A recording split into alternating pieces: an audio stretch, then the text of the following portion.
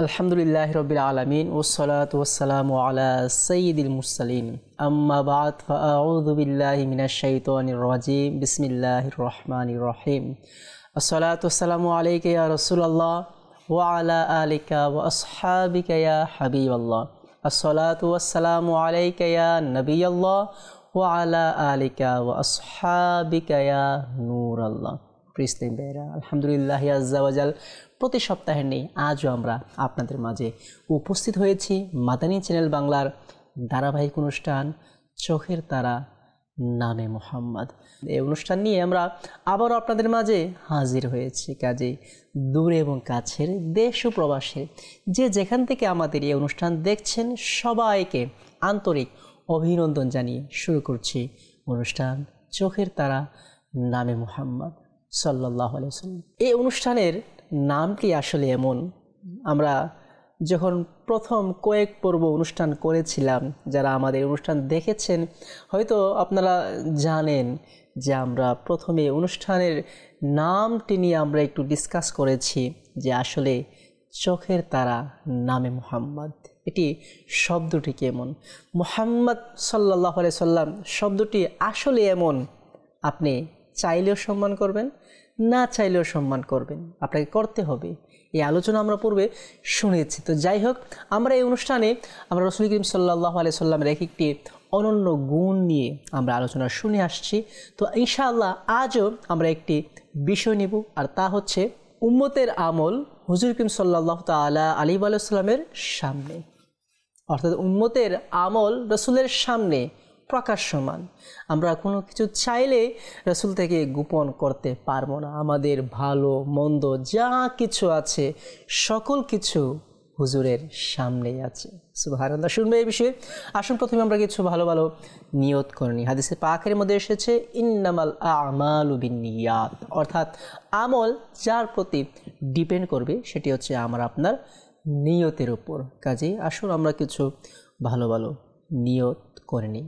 সাল্লু আলাল হাবিব সাল্লাল্লাহু তাআলা আলা মুহাম্মদ সাল্লাল্লাহু তাআলা আলাইহি ওয়া সাল্লাম। দুরূদ পাক পাঠ করার অসংখ্য ফজিলত ও বরকত বিভিন্ন কিতাবের মধ্যে বর্ণিত রয়েছে।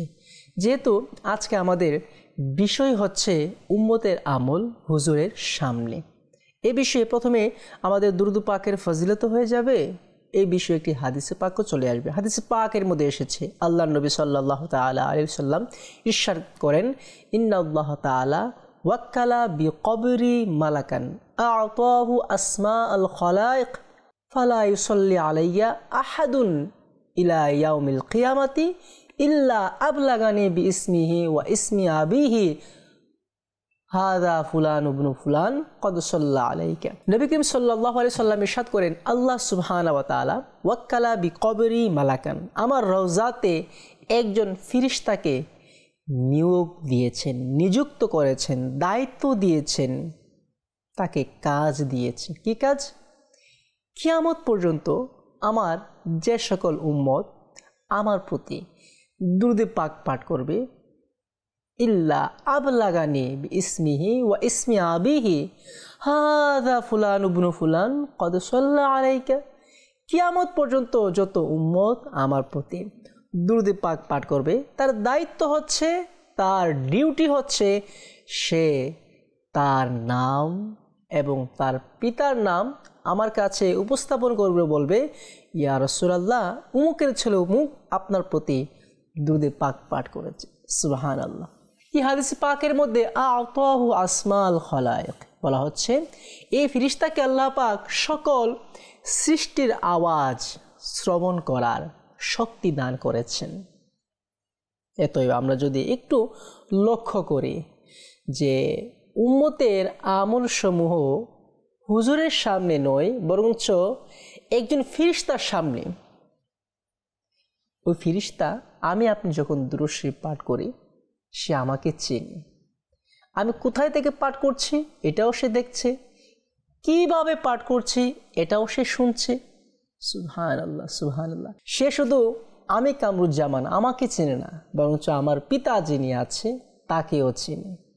তার মানে ওই ফেরেশতার ক্ষমতা কত, যে আল্লাহ পাক আ'তাহু আসমাল খালায়েক, তাকে সকল সৃষ্টির আওয়াজ শ্রবণ করার শক্তি দান করেছেন। তার মানে তার ক্ষমতা কতই না বিশাল। তো কাজে ওই ফেরেশতার সামনে আমার আপনার আমল উপস্থাপন হয়ে আছে। সে আমার আমল আপনার আমলসমূহ দেখছে, শুনছে, বিশ্লেষণ করছে, বারগাহে রিসালাতে পৌঁছে দিচ্ছে। তো এখানে ওই ফেরেশতার এত ক্ষমতা যে আল্লাহ পাক তাকে এত পাওয়ার দিয়েছেন, এই উম্মতের আমলসমূহ তার কাছে দৃষ্টিগোচর হচ্ছে, সে দেখতে পাচ্ছে, শুনতে পাচ্ছে। সুবহানাল্লাহ। যদি আমরা একটু নলেজ খাটাই, যদি ফেরেশতার সামনে যদি উম্মতের আমল দৃশ্যমান হয়ে থাকে, উম্মতের আমলসমূহ প্রকাশ থাকে, তাহলে যিনি যে দরবারের মালিক ও মুখতার, হুজুরে আকরাম, রসুল মুহতাশাম, নবী করিম সাল্লাল্লাহু আলাইহি সাল্লামের সামনে কেনই বা দৃশ্যমান হবে না, কেনই বা প্রকাশ্য হবে না? সুবহানাল্লাহ, সুবহানাল্লাহ। বুখারী শরীফের মধ্যে রয়েছে, হযরতে উকবা ইবনে আমির রাদিয়াল্লাহু তাআলা আনহু ইরশাদ করেন, একদিন রাসূল করিম সাল্লাল্লাহু আলাইহি সাল্লাম বের হলেন। তো উহুদবাসীর জন্য রাসূল করিম সাল্লাল্লাহু আলাইহি সাল্লাম নামাজ আদায় করলেন, যেভাবে মুর্দা মানুষের নামাজ আদায় করে থাকেন। তো বলা হচ্ছে, অতঃপর রাসূল করিম সাল্লাল্লাহু তাআলা আলাইহি ওয়াসাল্লাম মিম্বরে উঠলেন আর ইরশাদ করলেন, নিশ্চয়ই আমি তোমাদের জন্য সাহায্যকারী, আমি তোমাদের সাহারা। রাসূল করিম ইরশাদ করছেন, ইন্নী ফারাতুল লাকুম, হে আমার সাহাবারা, হে আমার উম্মতেরা, আমি তোমাদের জন্য সাহায্যকারী, আমি তোমাদের সাহারা, আমি তোমাদের আশ্রয়দাতা। সুবহানাল্লাহ। অতঃপর ইরশাদ করছেন, ওয়া আনা শাহিদুন আলাইকুম, আর আমি তোমাদের জন্য সাক্ষী, আমি তোমাদের জন্য কিয়ামতের ময়দানে সাক্ষী দিব, তোমাদের জন্য সুপারিশ করব, সুপারিশ করে আমার উম্মতদেরকে আমি জান্নাতের মধ্যে নিয়ে যাব। আর কুরআনে পাকের মধ্যে আল্লাহ সুবহানাহু ওয়া তাআলা ইরশাদ করছেন, ওয়ালা সাউফা ইউতিকা রাব্বুকা ফাতারদা, হে মাহবুব, আপনার রব আপনাকে এত পরিমাণে দান করবেন যে আপনি খুশি হয়ে যাবেন। ওয়ালা সাউফা ইউতিকা রাব্বুকা ফাতারদা, হে মাহবুব, আপনার প্রতিপালক আপনাকে এভাবে দান করবেন যে আপনি খুশি হয়ে যাবেন। উলামায়ে কেরাম এই কিতাবের মধ্যে নিজ নিজ গ্রন্থের মধ্যে ব্যাখ্যায় লিখেন যে আল্লাহর হাবিব সাল্লাল্লাহু আলাইহি সাল্লামকে কিয়ামতের ময়দানে দান করা হবে।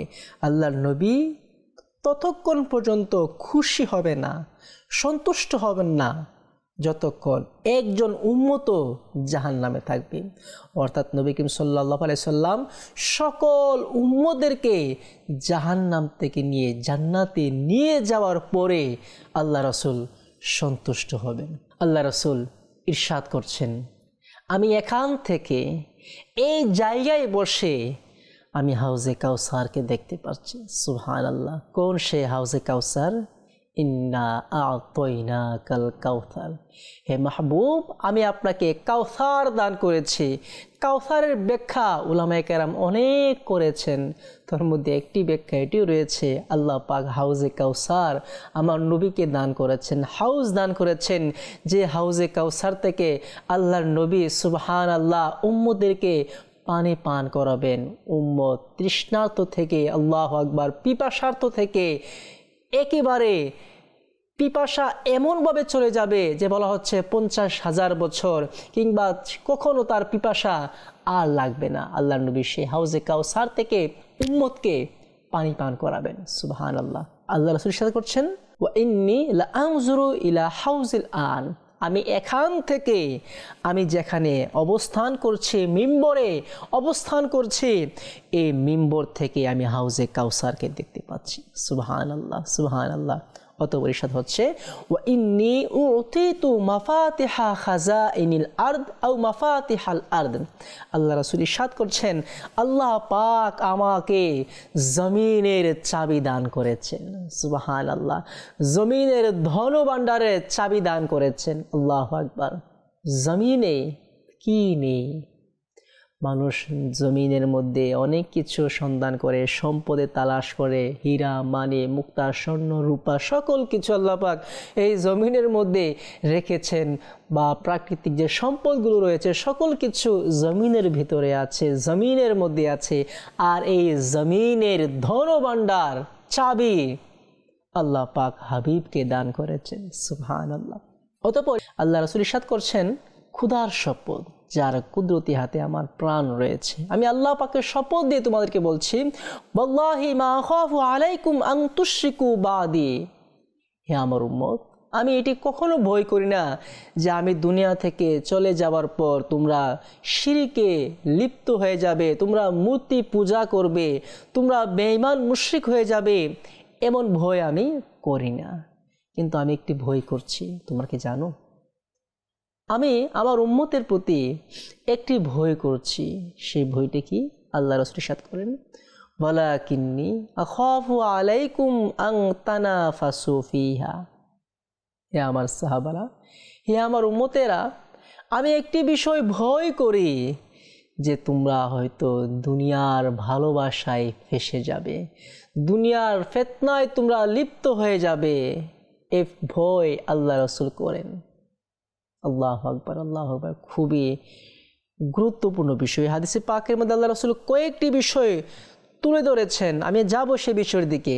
তবে একটি বিষয় এটিও যে আল্লাহ রাসূল উম্মতের প্রতি এত দয়াবান ছিলেন, উদারতা ছিলেন যে উম্মত দুনিয়ার ভালোবাসায় আসক্ত হয়ে যাবে, দুনিয়ার মহব্বতে লিপ্ত হয়ে যাবে।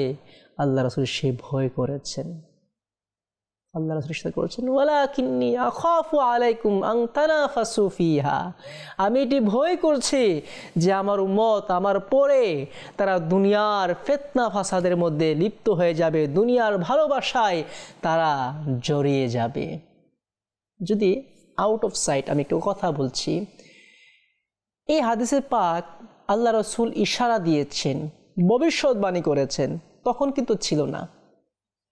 আল্লাহ রাসূল যখন এই হাদিসে পাক ইরশাদ করেন, তখন কিন্তু সাহাবায়ে কেরামরা দুনিয়ার ভালোবাসায় বিভোর ছিলেন না, তারা দুনিয়ার ফিতনায় লিপ্ত ছিলেন না, তারা একমাত্র আল্লাহ ও রাসূলের মুখী ছিলেন। তো বলা হচ্ছে সাহাবায়ে কেরামের যুগে এই হাদিসে পাক ছিল না, অর্থাৎ এই হাদিসে পাকের যে বাস্তব রূপ সেটা তখন ছিল না, সেটা পরে ধীরে ধীরে ক্রমান্বয়ে উম্মতের মাঝে প্রকাশ পেয়েছে। এই বিষয়ে আমি আউট একটি কথা বলছি। উলামায়ে কেরাম একটি উজ্জ্বল দৃষ্টান্ত দেন যে যদি আমরা সাহাবীদেরকে দেখতাম, অর্থাৎ আমরা এখন যে যুগে বসবাস করছি এই যুগ থেকে সাহাবীদের যুগকে আমরা অবলোকন করতে পারতাম বা কোনো মাধ্যমে তাদেরকে দেখতে পেতাম, তাদের যুগটিকে, হয়তো আমরা বলতে পারি এদের কি বাড়িঘর নেই, এদের কি সংসার নেই, তারা কেউ গাছের নিচে পড়ে আছে, কেউ মসজিদের চাটাইতে শুয়ে আছে, কেউ রাস্তার মধ্যে বা ইটকে বালিশ বানিয়ে শুয়ে আছে, কেউ ছেঁড়া কাপড় পরে শুয়ে আছে, কেউ নিজের কোনো রকম ফরজকে ঢেকে যুদ্ধের ময়দানে চলে যাচ্ছে, নিজের ঘর সংসার সকল কিছু রেখে দিয়ে আল্লাহ রাসূলের কদমে পড়ে আছে। এই যে তাদের অবস্থা, তারা দুনিয়ামুখী ছিলেন না। তো আমরা তাদেরকে দেখলে আমরা আশ্চর্য হইতে পারি, তাদের কি বাড়িঘর নেই, তাদের কি স্ত্রী সন্তান নেই, তাদের কি পরিবার পরিজন নেই, তারা এখানে পড়ে আছে কেন, তাদের এই অবস্থা কেন, আমরা এমন মনে করতাম। আর যদি সাহাবায়ে কেরাম আমাদের এই যুগকে দেখত, আমাদের এই বিলাসিতাকে দেখত, আমাদের এই যে বিশাল অট্টালিকা ভবন, এই আরাম আয়েশ বিলাসিতা, এ সকল বিষয় তারা দেখত, তারা বলতো আরে তাদের কি মৃত্যুর ভয় নেই, দুনিয়া কি তাদের আসল ঠিকানা, তারা কি মারা যাবে না, আরে এরা কি পাগল নাকি, আমাদেরকে কথা বলতো। আরে তাদের কি কোনো মৃত্যুর ভয় নেই, তারা দুনিয়ার আরাম আয়েশে বিভোর রয়েছে, দুনিয়ার ভালোবাসায় তারা মগ্ন হয়ে আছে, মৃত্যুর ভয় তাদের মাঝে নেই। আসলেই নেই। আল্লাহ রাসূলের যুগের সাথে আমরা তুলনা করি, কম্প্রোমাইজ করি, অ্যাডজাস্ট করি, তখন বোঝা যাবে যে আমরা আপনারা দুনিয়ার ভালোবাসায় কিভাবে জড়িয়ে আছি, দুনিয়ার ফিতনায় কিভাবে আমরা জড়িয়ে আছি। আর আল্লাহ রাসূল হাদিসে পাকের মধ্যে এটাই আমাদের সতর্ক করেছেন, ওয়ালাকিন্নী আখাফু আলাইকুম আন তানাফাসু ফিহা, আমি আমার উম্মতের জন্য এ ভয় করি যে আমার দুনিয়া থেকে চলে যাওয়ার পর হয়তো তারা দুনিয়ার ফিতনার মধ্যে লিপ্ত হয়ে যাবে। এই হাদিসে পাক বর্তমান প্রকাশমান, বর্তমানের প্রভাব দেখা যাচ্ছে আমার আপনার মাঝে। আল্লাহ পাক আমাকে আপনাকে হেফাজত করুন। এই হাদিসে পাকটি আমরা একটু সামান্য আকারে একটু ডিসকাস করব, কেননা এই হাদিসে পাক আমি সাধারণ অনুবাদ করতে করতে আমাদের অনুষ্ঠানের প্রায় একটি সময় চলে যাচ্ছে। তো অল্প একটি বলবো, যেহেতু আমাদের আজকের বিষয় হচ্ছে উম্মতের আমল হুজুরের সামনে। তো বলা হচ্ছে ওয়া আনা শাহিদুন আলাইকুম, এর অর্থ কি? এবং আমি তোমাদের উপর হাজির নাজির এবং সাক্ষী। সুবহানাল্লাহ। শাহিদ শব্দের অর্থ আমরা গত পর্বেও শুনেছি যে শাহিদ কাকে বলে, এগুলো আমরা ডিসকাস করেছি। তো আজকের বিষয়টি যেহেতু আমাদের বিষয় হচ্ছে উম্মতের আমল হুজুরের সামনে, তো এই বিষয়ে যদি আমরা বলি, প্রসিদ্ধ তাফসীর গ্রন্থের মধ্যে রয়েছে, তাফসীর গ্রন্থসমূহের মধ্যে রয়েছে রাসূল করিম সাল্লাল্লাহু আলাইহি সাল্লাম কিয়ামতের ময়দানে তোমাদের জন্য সাক্ষী, অর্থাৎ উম্মতের জন্য সাক্ষী। কেননা তিনি নূরে নবুয়াত দ্বারা, জি হ্যাঁ, নূরে নবুয়াত দ্বারা প্রত্যেক ব্যক্তির তার মর্যাদা, তার ঈমানের অবস্থার সকল কিছু হুজুর জানেন, এবং প্রত্যেক উম্মতের গুনাহ, নেক, তার চরিত্র, তার শিষ্টাচার, তার ইখলাস হুজুর জানেন। সুবহানাল্লাহ। আর এজন্যই হুজুর করিম সাল্লাল্লাহু আলাইহি সাল্লাম উম্মতের হকে, উম্মতের বেলায় রাসূল করিম সাল্লাল্লাহু আলাইহি সাল্লামের সাক্ষী গ্রহণযোগ্য, অগ্রাধিকার। সুবহানাল্লাহ, সুবহানাল্লাহ। এই হাদিসে পাকের ব্যাখ্যায় যে উলামায়ে কেরাম বর্ণনা করেন যে নূরে নবুয়াত দ্বারা আল্লাহ রাসূল সকল কিছু দেখেন, নূরে নবুয়াত দ্বারা। এক হাদিসে পাকের মধ্যে আল্লাহর নবী সাল্লাল্লাহু আলাইহি সাল্লাম ইরশাদ করেন, ইত্তাকু ফিরাসাতাল মুমিনিন ফাইন্নাহু ইয়ানজুরু বিনূরিল্লাহ, তোমরা আউলিয়া কেরামের মুমিন বান্দাদের ফিরাসাতকে ভয় করো, তাদের অন্তর্দৃষ্টিকে ভয় করো, তাদের ফিরাসাত, তাদের ওয়ালায়াতের যে পাওয়ার, যে নূর, এই নূরটিকে তোমরা ভয় করো। ইত্তাকু ফিরাসাতাল মুমিন ফাইন্নাহু ইয়ানজুরু বিনূরিল্লাহ, কেননা তারা আল্লাহ পাকের প্রদত্ত নূর দ্বারা সকল কিছু দেখেন। সুবহানাল্লাহ। যেখানে আউলিয়া কেরাম আল্লাহ পাকের নূর দ্বারা, নূরে রুবুবিয়্যাত দ্বারা তারা সকল কিছু দেখে, আর আল্লাহ রাসূল তাদের এই দেখাটিকে, তাদের এই ফিরাসাতকে, তাদের এই অন্তর্দৃষ্টিকে ভয় করার জন্য আল্লাহ রাসূল ইরশাদ করেছেন, ইত্তাকু ফিরাসাতাল মুমিনিন, যে তোমরা মুমিনের ফিরাসাতকে, মুমিনের অন্তর্দৃষ্টিকে ভয় করো। এখানে যেটা বলতে যাচ্ছি যে যেহেতু মুমিন, আর কোথায় আল্লাহ রাসূল, আল্লাহু আকবার, মুমিন যদি নূরে রুবুবিয়্যাত দ্বারা, আল্লাহ পাকের প্রদত্ত নূর দ্বারা অবলোকন করতে পারে, আর নূরে নবুয়াতের পাওয়ার কি, আল্লাহু আকবার, নূরে নবুয়াতের পাওয়ার দ্বারা আল্লাহ রাসূলের সামনে সকল উম্মতের আমল, ভালো মন্দ সকল কিছু থাকবে, এটা তো কখনো অসম্ভব হতে পারে না। উলামায়ে কেরাম এটিও বলেন যে হুজুর করিম সাল্লাল্লাহু আলাইহি সাল্লামের রূহ মুবারক সকল রূহ, জান, দিল, সকল কিছুকে মুশাহাদা করছেন, অবলোকন করছেন। সুবহানাল্লাহ, আল্লাহু আকবার। যে তাফসিরে নিশাপুরি নামক গ্রন্থের মধ্যে এসেছে, সূরা নিসার 41 নম্বর আয়াতের ব্যাখ্যায় উলামায়ে কেরাম এই তাফসিরগুলো করেছেন, যে বলা হচ্ছে হুজুর করিম সাল্লাল্লাহু আলাইহি সাল্লামের রূহ মুবারক সকল রূহ এবং সকল অন্তরকে মুশাহাদা করছেন, অবলোকন করছেন, তাদেরকে নিয়ে যাচাই বাছাই করছেন। সুবহানাল্লাহ, আল্লাহু আকবার। তার মানে হুজুরের পাওয়ার কত, আল্লাহু আকবার। আর হুজুর করিম সাল্লাল্লাহু আলাইহি সাল্লাম নিজেই তো হাদিসে পাকের মধ্যে ইরশাদ করেছেন যে আল্লাহ পাক সকল কিছুর পূর্বে আমার নূরে নবুয়াতকে সৃষ্টি করেছেন। সুবহানাল্লাহ। আর এই নূরে নবুয়াত দ্বারা রাসূল করিম সাল্লাল্লাহু আলাইহি সাল্লাম সকল কিছু দেখেন, সকল কিছু হুজুরের সামনে। এক কথায় উম্মতের আমল হুজুর সাল্লাল্লাহু আলাইহি সাল্লামের সামনে। সুবহানাল্লাহ।